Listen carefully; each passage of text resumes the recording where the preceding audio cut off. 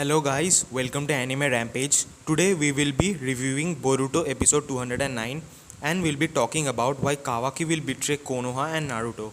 And before we get to the topic, don't forget to subscribe my channel and give it a thumbs up. As I don't have the proper tools to make these videos, it's hard for me to work on them. So your liking, subscribing and sharing means a lot. Anyways, without further delay, let's get to the video. Back from the dead.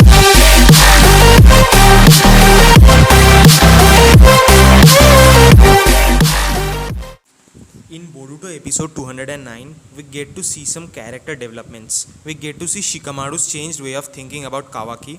We see Kawaki finally realizing that how important he has become to almost all the members of Konoha. And besides being a filler episode, we do get some hints to why Kawaki might get into a fight with Boruto, which causes Konoha to get destroyed in the future. Alright guys, the episode begins with Kawaki having a bad dream about Konoha getting destroyed along with all its citizens, including Naruto's family. And he wakes up. We see Himawari worried for she isn't able to see Kawaki in the house. This episode gave screen time to Kawaki and Himawari together because in the manga there is not much interactions between the two, which makes this episode worth watching. Boruto finally finds Kawaki at the roof and asks if everything's alright. Kawaki says he's cool and walks off. After that, he decides to write a letter to Naruto about leaving the village and leave without anyone noticing, but he leaves it blank. After that, we see Himawari taking some sausages from the fridge and running away. Kawaki, seeing that, wonders what she's up to and decides to follow her. Here, Kawaki plays a brother's role, as to he is concerned about Himawari. Hima realizes a bit later that she couldn't escape Kawaki's eyes, therefore she decides to take him with her. Later, they ended up in a jungle where Kawaki sees a white wolf with battle scars. Himawari fed sausages she brought with her, but she realizes that that much wasn't enough for it. So they went to look for food. While returning, they heard some growling noises coming from the location the white wolf was.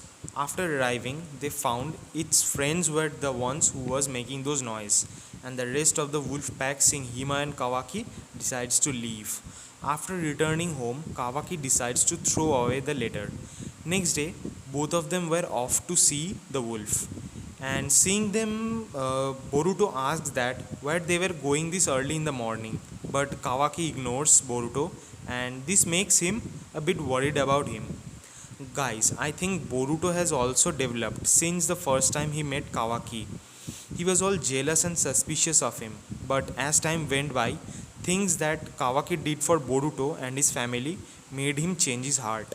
On the way, they bought some bread leftovers for the wolf, but when they got there, they saw that the wolf was lying flat and not moving at all. We all know, guys, what happened here. Yes, the wolf died. Himawari bursts into tears. Seeing that, Kawaki says, there was nothing that could be done. There was no other option. Sometimes in nature, when your fur is white like his, you are an outcast. Being white makes it easier for enemies to see him, which puts his pack in danger. Himawari comes back with saying that it's just not right. If his friends were there with him, they could have protected him. Kawaki says or the another option was that the entire pack could have been destroyed and the others aren't stupid enough to take that risk. By staying with him and for his sacrifice, no harm was done to his pack and that he knows that what he wanted. Kawaki can totally relate his life with this white wolf. He being the white wolf and the bear being Jigen and entire Kara organization. That's really a great symbolism we got here. Kawaki realizes that as long as he lives in Konoha, he is exposing a threat to it, as Jigen can anytime enter and destroy Konoha from his karma, which Kawaki doesn't want to happen at all. So he makes up his mind and says, hey, you know what? I'm gonna leave. I don't want my loved ones to be harmed. And that's the moment when Boruto comes to stop him. He calls Kawaki as his brother and says, why is he planning to leave? Haven't they both decided on defeating Jigen together? Kawaki says that even though nobody says it to his face, he knows that back behind everyone wants him to leave Konoha for greater good. And when all hope seems to be lost, the least expected person shows up to stop Kawaki. Yes, fellas, it's Shikamaru. He says that nobody is dumb enough to keep Kawaki at their side, and if anyone is that dumb, it should be Naruto. And that the Hokage, whatever Naruto, as a Hokage, whatever Naruto has says, everyone has to follow it. Whatever Naruto says, everyone has to follow it. Shikamaru says it in a way so that Kawaki doesn't realize that he cares about what he does, cause it's kind of similar to what Naruto was in the past or when they were kids. I am talking about the time when the only friends of Naruto were Shikamaru and Choji. If you remember that episode, you will know. Shikamaru ends his chat with Kawaki by saying that, believe it or not, you are already a member of Konoha. So yes, what you do does matter to us. Kawaki then realizes that he now has become he now has a family. This is where he belongs. Now he has people who cares for him and who he must protect no matter what. Now guys, hold on. What makes Kawaki turn against Konoha? Everybody is wondering, cause he's all good so far by now. We all know that he is not going to turn against Konoha or Naruto. He has no intention in doing that. But what actually makes him turn against Konoha? If you ask me, I'm gonna say he doesn't turn against Konoha. He actually tries to protect the people of the village. And when he said in episode 1 that he will be sending Boruto to the place where he had sent the 7th Hokage, maybe he meant that he is gonna send Boruto to another place, or let's say another dimension far away from the grasp of Kara organization, where they all could live peacefully. Maybe they all have failed to defeat Kara and now they are planning on destroying the earth, and Kawaki and Boruto weren't strong enough to stop them. And Kawaki is only planning on saving Konoha and ditching the rest of the world. But Boruto doesn't want that to happen.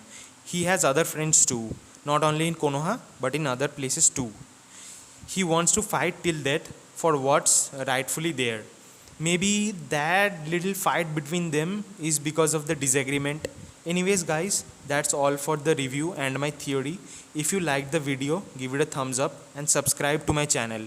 As I said earlier, making videos is really tough for me now as I have just begun. So you're supporting me, you're subscribing my channel, liking it and sharing it means a lot. So if you want more videos like this for now, please subscribe to my channel, and this is all for it. For now, signing off. Guys, before I end this video, I want to say that I am already making videos on Black Clover and My Hero Academia weekly chapter reviews and spoiler leaks, and will also be covering Tokyo Revengers manga chapter review soon. And if you want me to make videos on any other anime or manga, say it in the comment box. I'll try to bring those videos to you guys. I've made a video on Black Clover chapter 301 review, and where I've talked about Asia Silva being still alive. I'll link it in the description box, so go give it a watch.